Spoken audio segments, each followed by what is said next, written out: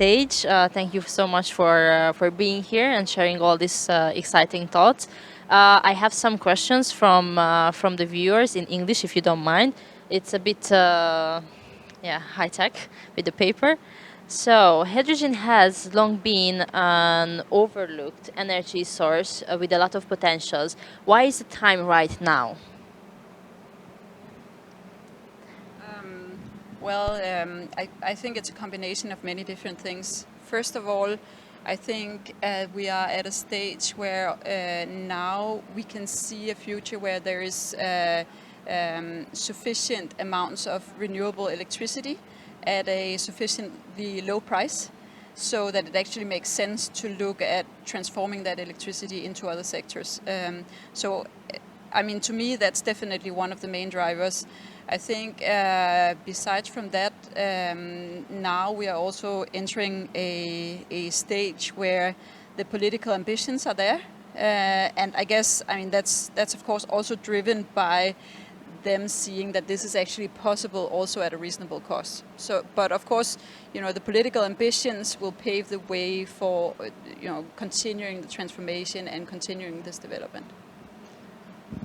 Do you have a word? Those are the two main drivers.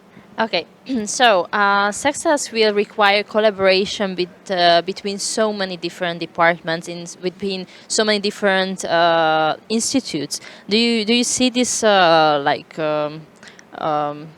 followable path? Like, is it really the key to success to have so many different institutions and departments being involved in the same project, or it's more like confusion and miscommunication can neglect the projects? What do you think about this? I mean, I can give it a go. I don't know if the viewer is referring to also the project that we have with all of our different partners.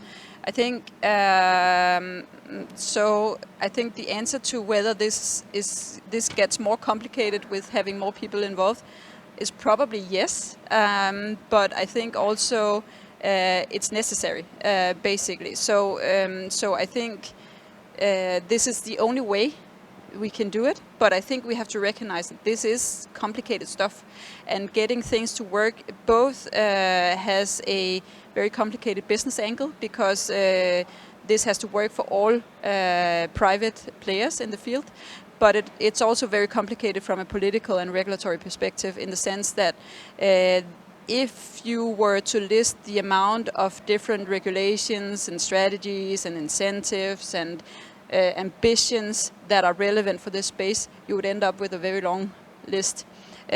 So I think the answer is yes.